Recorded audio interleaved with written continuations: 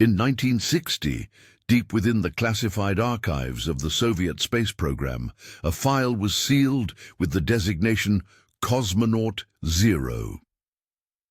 The name appeared on no official roster, no public ceremony honored his sacrifice, and no monument bears his memory. Yet according to fragments of documentation discovered during the brief political thaw of 1968, this unnamed cosmonaut may have been the first human being launched into space and the last to return with his sanity intact. The story begins in Star City, the secret training facility located 30 kilometers northeast of Moscow. Here, in a compound surrounded by birch forests and military checkpoints, the Soviet Union's most promising pilots underwent transformation into something the world had never seen before: cosmonauts.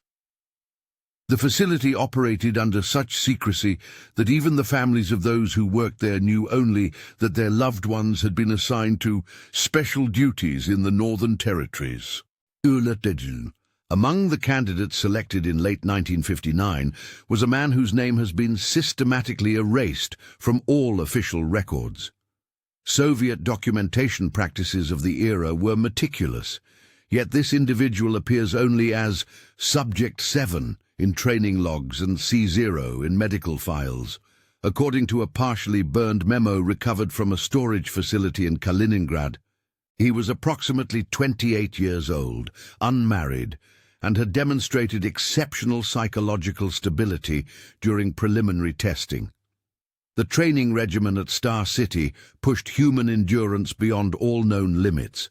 Candidates were subjected to centrifuge tests that generated forces equivalent to 12 times Earth's gravity, isolation chambers that simulated the profound loneliness of space, and psychological evaluations designed to identify any weakness that might compromise a mission. The Soviet space program could afford no failures, no public embarrassments that might damage the nation's prestige in the escalating space race with America. Dr. Yelena Volkov, the chief psychologist at Star City, maintained detailed notes on each candidate's progress. Her journal, discovered in 1967 during the renovation of a state hospital in Leningrad, contains references to Subject 7 that are both clinical and increasingly troubled. Early entries describe him as remarkably composed under extreme stress and capable of maintaining rational thought processes during extended sensory deprivation. However, later entries reveal growing concern about certain anomalies in his responses to specific stimuli. The psychological testing included exposure to recordings of deep space radio signals, the natural electromagnetic phenomena that Soviet scientists had detected emanating from distant galaxies. Most candidates found these sounds merely unsettling, describing them as resembling wind or distant machinery. Subject 7's reactions were notably different. According to Dr. Volkov's notes, he claimed the sounds contained patterns, mathematical sequences that seemed to repeat with deliberate precision. When asked to describe these patterns, he would become agitated and request that the recordings be stopped. Winter in Star City brought additional challenges. The facility's location in the Russian interior meant temperatures that regularly dropped to minus 30 degrees Celsius. Training continued regardless of weather conditions, with candidates learning to operate equipment while wearing the bulky pressure suits that would protect them in space. Subject 7 excelled in these exercises, demonstrating an almost supernatural ability to remain calm and focused even when equipment malfunctioned or emergency scenarios were introduced without warning. The selection process for the first manned space mission was conducted in absolute secrecy. Unlike the later publicly celebrated launches of cosmonauts like Yuri Gagarin, this initial mission was designated as a test flight, with no intention of publicizing the results until success could be guaranteed. The Soviet leadership had witnessed American failures, explosions that occurred in full view of international observers, and they were determined to avoid similar embarrassment. Three candidates emerged as finalists for what was internally known as Mission Zero. Subject 7 was among them, along with two other pilots, whose names also appear to have been systematically removed from all surviving documentation. The final selection was made not by the space program directors or the Communist Party officials who oversaw the project, but by a group of individuals whose identities remain unknown. A single line in a decoded telegram from the period reads, "The Council approves C0 for primary assignment, alternates to be held in reserve pending outcome." The spacecraft designated for Mission Zero was a modified version of the Vostok capsule that would later carry Gagarin to fame. However, this earlier version contained experimental equipment not included in subsequent flights.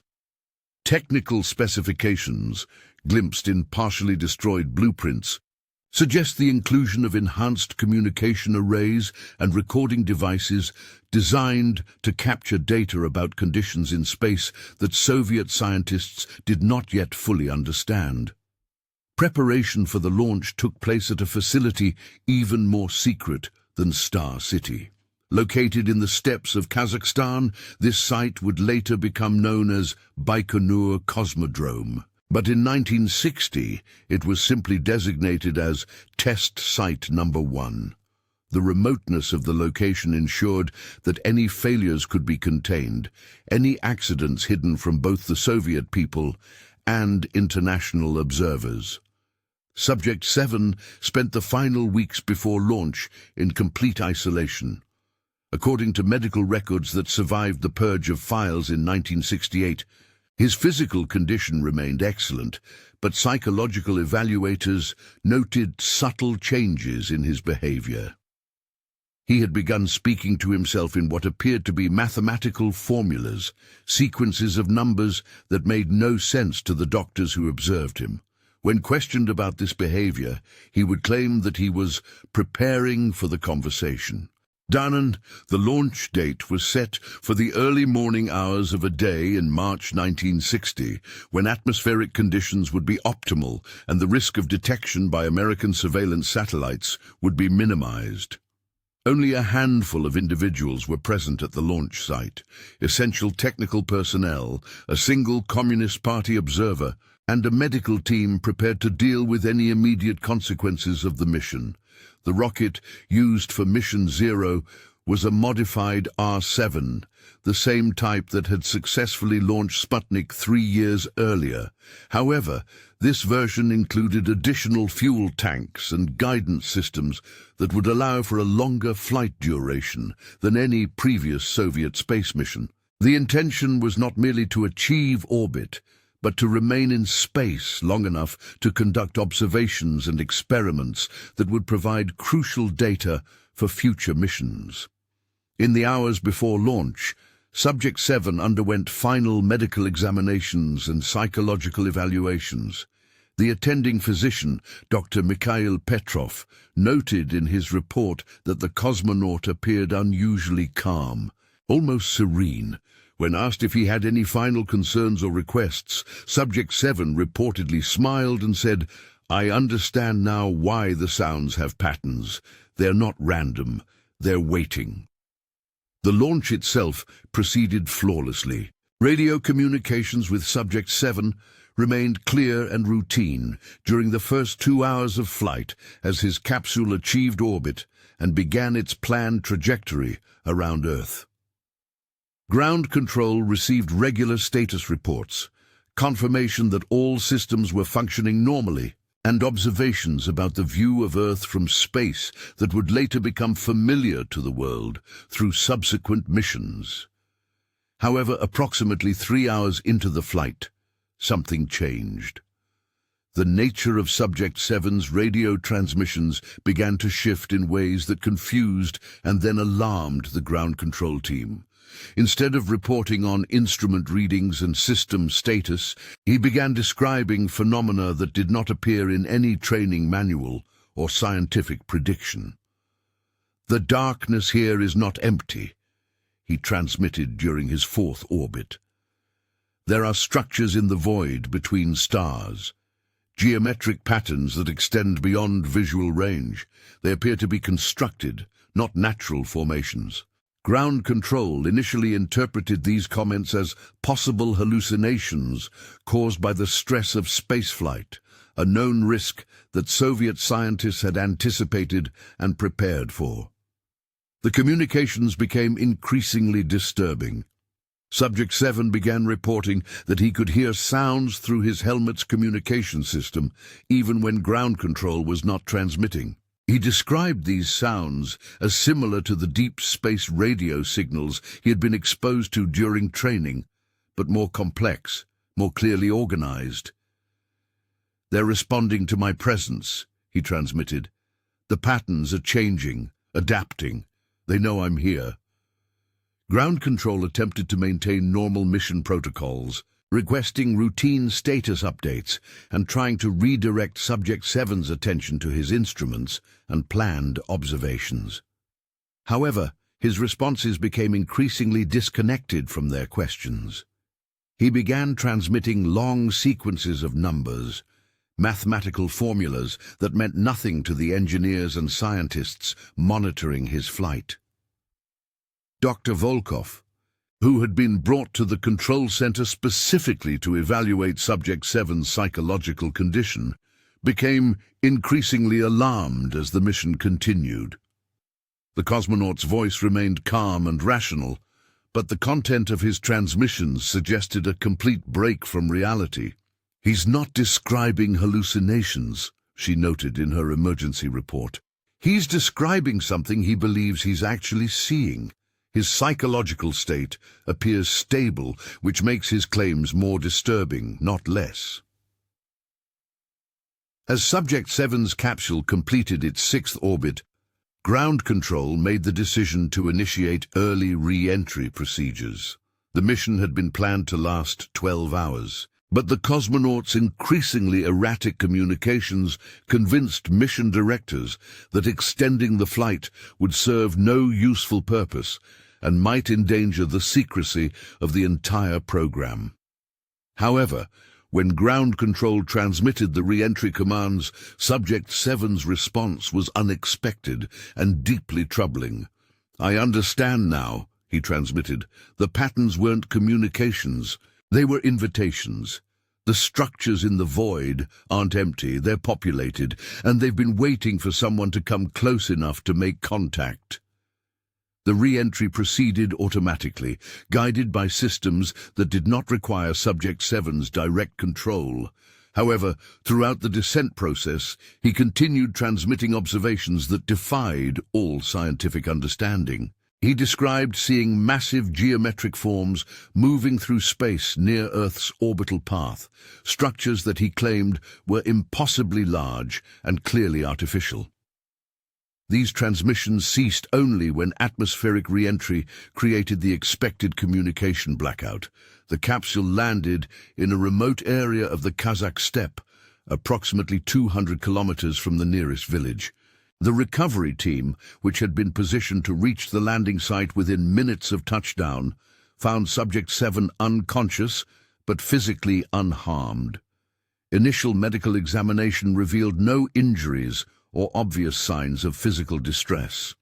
However, when he regained consciousness several hours later, it became clear that something fundamental had changed. Subject 7 no longer responded to his real name, which had been used only by the medical team who knew his identity before the mission. He appeared to recognize the people around him, but claimed they were echoes of the real individuals, whom he insisted were still in the place between spaces.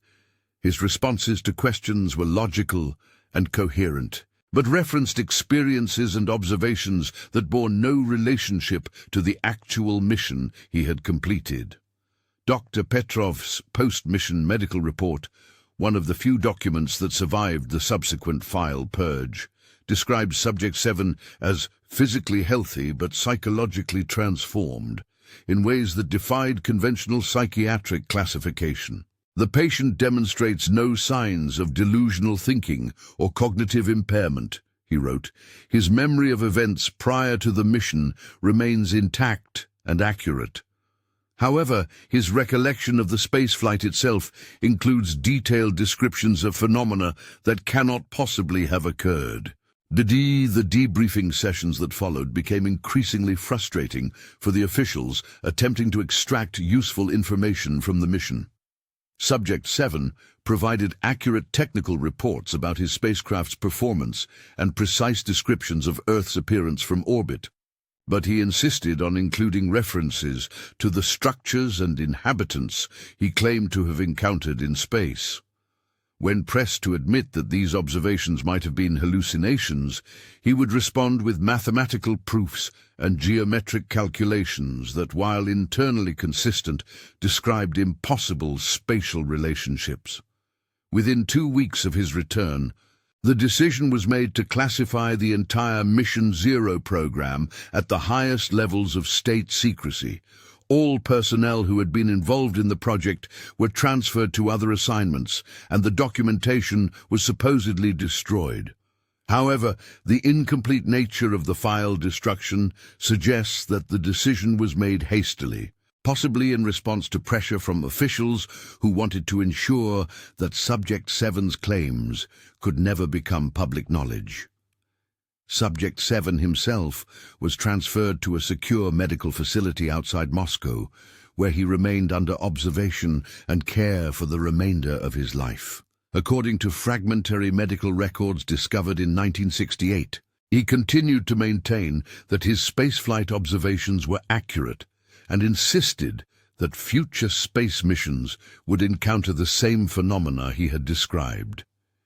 He spent his days creating complex mathematical models and geometric drawings that appeared to represent three-dimensional structures of enormous scale and complexity. The facility where Subject 7 was housed operated undercover as a treatment center for military personnel suffering from combat-related psychological trauma. However, the building plans discovered during a renovation in 1967 revealed that his quarters were located in a special wing with enhanced sound insulation and communication monitoring equipment. The purpose of these modifications became clear when maintenance workers found hundreds of pages of notes hidden in the walls, detailed calculations and diagrams that Subject 7 had apparently been creating and concealing throughout his confinement. These hidden documents, written in minute handwriting on scraps of paper and pieces of cloth, contained mathematical descriptions of spatial phenomena that challenged fundamental assumptions about the nature of space and celestial mechanics. Soviet scientists who examined the notes found them to be internally consistent and mathematically sophisticated, but based on premises that contradicted established physics.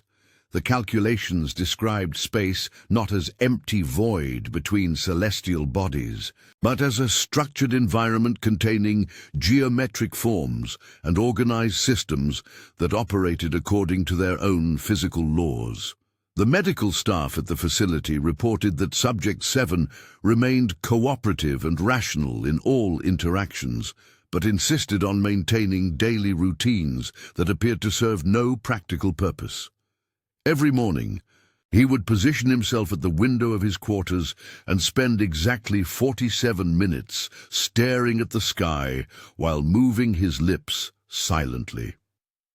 When asked about this behavior, he explained that he was maintaining the connection and ensuring that the mathematical sequences remained synchronized.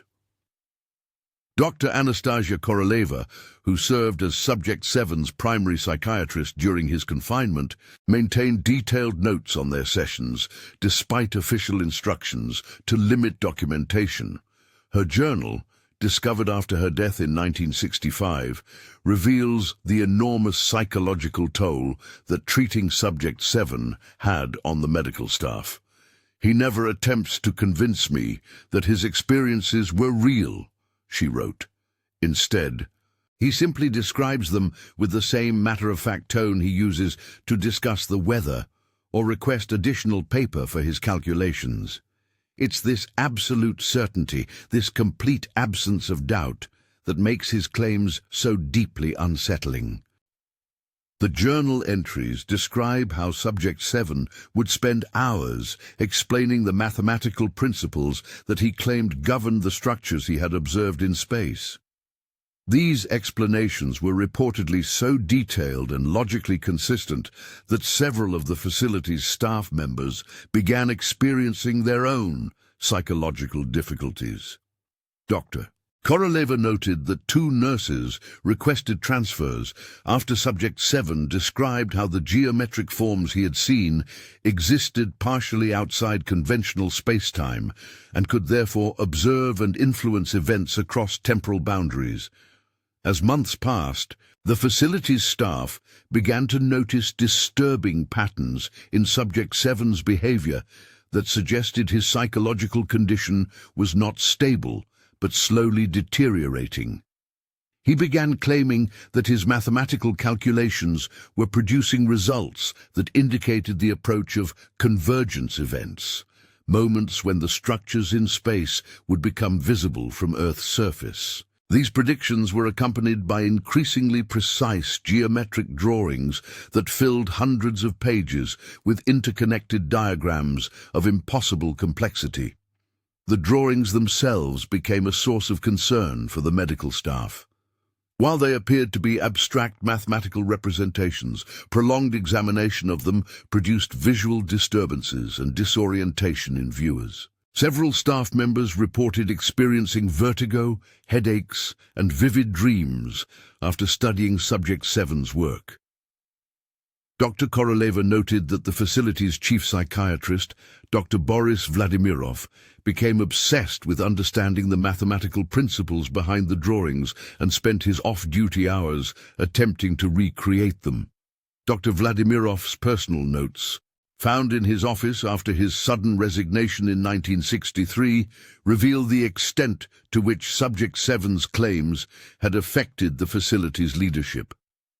The mathematical relationships he describes are impossible according to conventional geometry, Vladimirov wrote. It's as if he's describing a reality that operates according to different physical laws, laws that somehow coexist with our own. The situation at the facility reached a critical point in the spring of 1964, when Subject 7 announced that his calculations indicated an imminent convergence event. He claimed that the structures in space were preparing to become visible from Earth's surface, and that the mathematical patterns he had been tracking were approaching a state of dimensional intersection.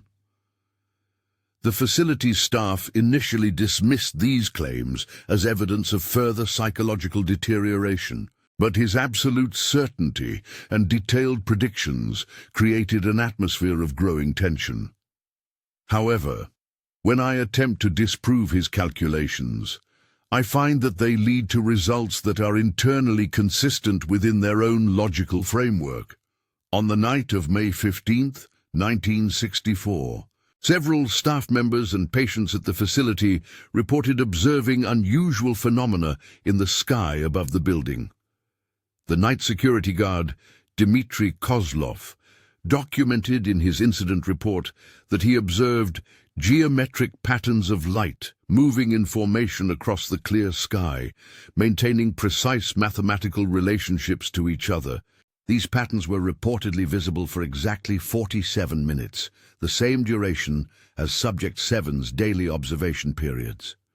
Dr. Koroleva's final journal entry, dated May 16th, describes the chaos that followed the sightings. 7 was found in his room this morning, sitting calmly at his window, smiling at something only he could see. When I asked what had happened, he simply said, "They came to confirm the calculations. Everything is proceeding as expected. The staff members who witnessed the lights are requesting transfers or psychiatric evaluation. I can no longer maintain any pretense of scientific objectivity about this case." The facility was quietly closed within a month of these incidents. Subject 7 was transferred to an even more secure location, and all staff members were reassigned to positions that had no connection to space-related research or psychiatric medicine involving military personnel. The official explanation for the closure was structural damage that made the building unsafe for continued use. But construction records show no evidence of any renovation or demolition work being performed at the site. The final confirmed sighting of Subject 7 occurred in 1966 at a secure research facility in Siberia, where he was reportedly participating in advanced mathematical research under the supervision of theoretical physicists and astronomers. A memo from this period, discovered in the archives of Moscow State University, references Subject CZ and his contributions to unconventional geometric modeling projects. However, all personnel involved in these projects were transferred to other assignments by the end of 1966, and no trace of their research has ever been found. The last known document relating to Subject 7 is a brief medical note dated December 1968, which simply states, "Patient C0 expired peacefully during sleep.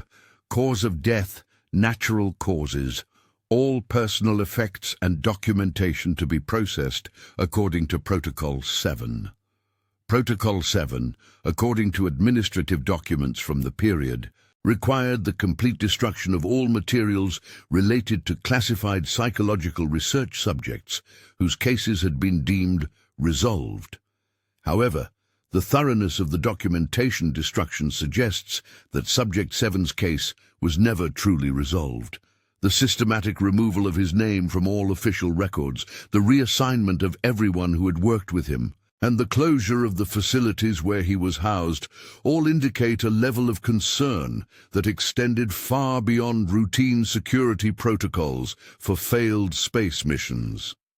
In 1968, during the brief period of political liberalization that followed changes in Soviet leadership, several researchers attempted to investigate the classified space program files that had been sealed since 1960.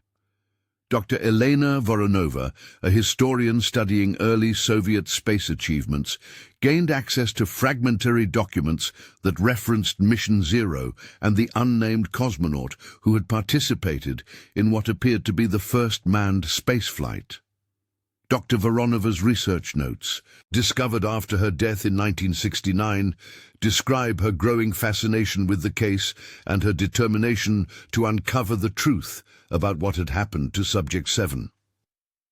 The official records claim that Yuri Gagarin was the first human being in space, she wrote. However, the fragmented documentation I've uncovered suggests that someone else made this journey almost a year earlier. The question is not whether this flight occurred, but why it was erased from history. The investigation led Dr. Voronova to interview retired personnel from Star City and the early space program, many of whom were willing to discuss their experiences only under conditions of absolute anonymity. These conversations revealed that rumors about Mission Zero had circulated among space program personnel for years, always accompanied by warnings about the consequences of discussing the subject openly. Several former employees reported having been present during radio communications with an unnamed cosmonaut, whose transmissions had been so disturbing that the entire mission was immediately classified at the highest levels of state secrecy. One retired radio operator, identified in Dr. Voronova's notes only as Source M, provided details about Subject 7's final transmission during re-entry. According to this account, the cosmonaut's last coherent message was not the routine technical report that would be expected during landing procedures, but a mathematical sequence that lasted exactly 47 minutes and consisted entirely of numbers that formed complex geometric relationships. It wasn't random, Source M reportedly told Dr. Voronova. The numbers followed patterns that seemed to describe three-dimensional structures rotating in space. It was as if he was providing coordinates for something enormous. Dr. Voronova's investigation was abruptly terminated in March 1969 when she was transferred to a teaching position at a rural university and all her research materials were confiscated.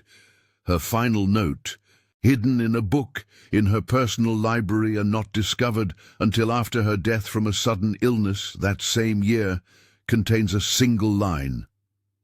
"The calculations were correct.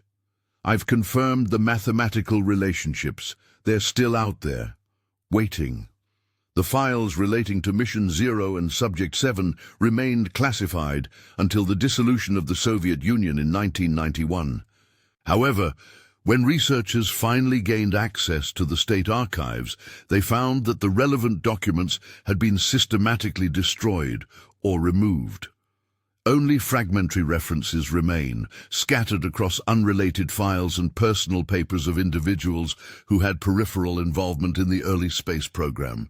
Modern analysis of the surviving documentation has revealed disturbing patterns that suggest Subject 7's claims about mathematical structures in space may have been taken seriously by Soviet scientific leadership.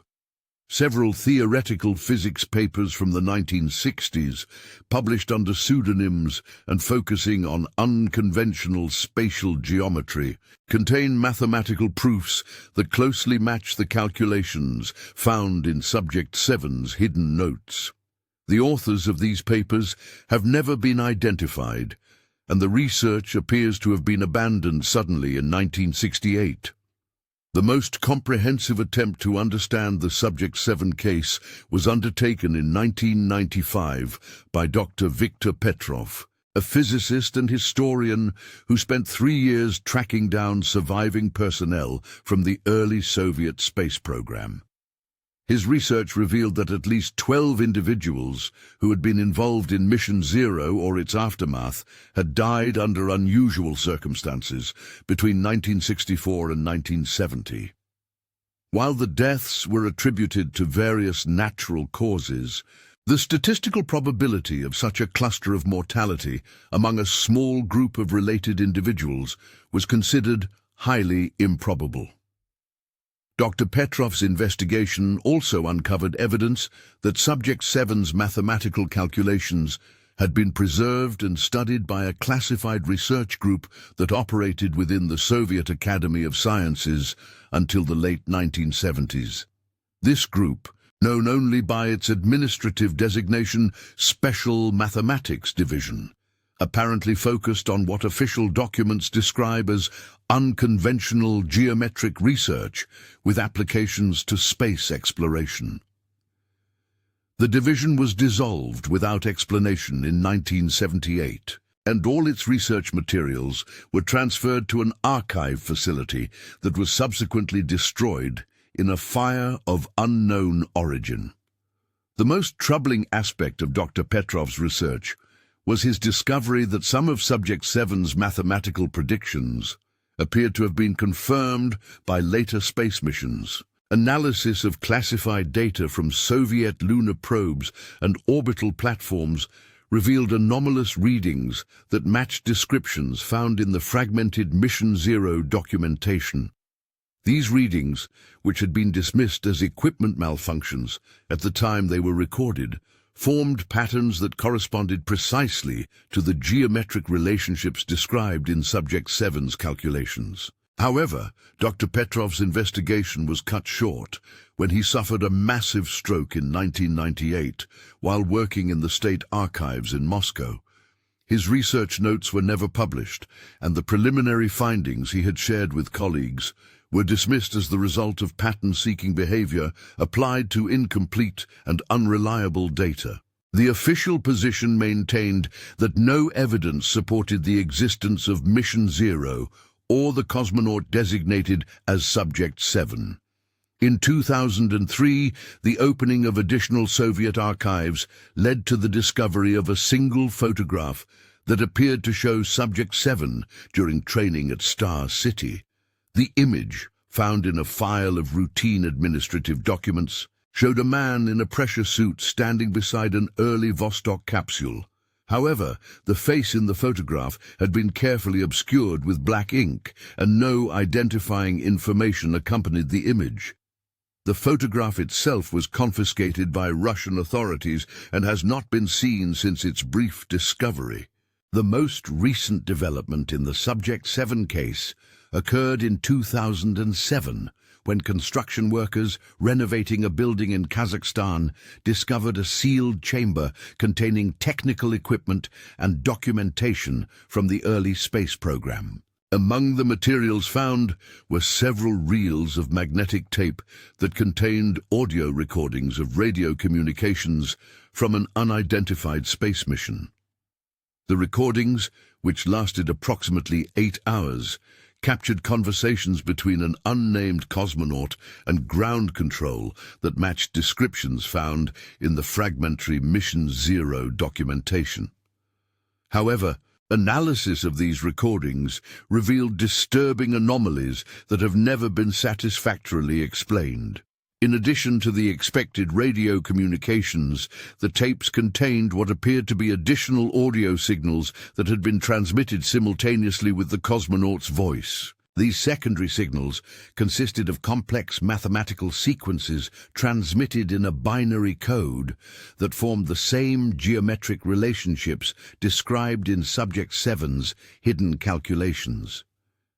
The origin of these secondary signals could not be determined, and their mathematical precision suggested they were artificially generated rather than naturally occurring. The recordings were studied by teams of linguists, mathematicians, and acoustic specialists who confirmed that the primary voice belonged to a single individual whose psychological state remained calm and rational throughout the 8-hour duration. However, the content of his transmissions included detailed descriptions of spatial phenomena that contradicted all known scientific understanding of conditions in Earth orbit. The secondary mathematical signals appeared to respond to and interact with these descriptions, creating patterns of increasing complexity as the recording progressed. Russian authorities classified the recordings immediately after their analysis was completed, and the construction site where they were discovered was closed permanently. The official explanation stated that the materials had been determined to contain sensitive technical information related to current space operations, but no further details were provided. The building renovation project was abandoned, and the structure was eventually demolished, despite having been determined to be historically significant. Today, more than 60 years after Mission Zero allegedly took place, the case of Subject 7 remains one of the most thoroughly suppressed incidents in the history of space exploration. The systematic destruction of documentation, the reassignment and deaths of personnel involved in the case, and the continued classification of related materials all suggest that Soviet authorities considered the mission's outcome to be far more significant and threatening than a simple psychological breakdown in space. The mathematical calculations that Subject 7 created during his confinement continue to challenge conventional understanding of spatial relationships and celestial mechanics. Independent researchers who have attempted to analyze the fragmentary equations that survive have found them to be internally consistent and mathematically sophisticated, but based on premises that require the existence of structured environments in what conventional science considers to be empty space. Perhaps most disturbing is the fact that several of Subject 7's specific predictions about astronomical phenomena have been confirmed by subsequent observations, despite being based on mathematical principles that contradict established physics. Radio telescopes have detected signals from deep space that match the patterns he described, and orbital platforms have recorded anomalous readings that correspond to his calculations about the geometric relationships between celestial bodies. The implications of the Subject 7 case extend far beyond the history of the Soviet space program. If his observations and calculations were accurate, They suggest that human understanding of space and the universe itself may be fundamentally incomplete. The structures he claimed to have observed would represent a form of organization and intelligence operating on a scale, and according to principles that challenge basic assumptions about the nature of reality. Modern space agencies continue to classify research that might relate to the phenomena described in the Mission Zero documentation. No official acknowledgement of Subject 7's existence has ever been made, and requests for information about the case are routinely denied on grounds of national security. However, the mathematical principles he described continue to appear in theoretical physics research, always presented as abstract mathematical exercises rather than descriptions of observable phenomena. The scientific community's response to the fragmentary evidence relating to Subject 7 has been one of systematic dismissal and active suppression. Papers that reference his calculations are rejected for publication. Researchers who investigate his case find their careers undermined, and institutions that house related materials experience mysterious administrative difficulties that result in the loss or destruction of relevant documents. Yet the mathematical relationships that Subject 7 described continue to resurface in unexpected contexts. Computer modeling systems designed to simulate three-dimensional space occasionally produce results that match his geometric calculations. Radio astronomy projects detect signal patterns that correspond to his mathematical sequences, and deep space observation programs record images that, when analyzed using his computational methods, reveal structural arrangements that conventional science cannot explain.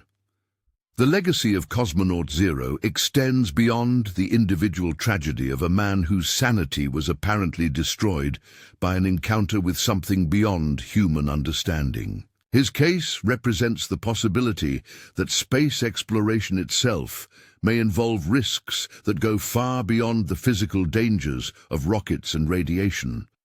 If the structures he claimed to observe in space actually exist, then every human venture beyond Earth's atmosphere carries the potential for psychological consequences that current scientific knowledge cannot predict or prevent. The calculations remain, hidden in archives and private collections, waiting for someone with sufficient mathematical sophistication and courage to pursue their implications.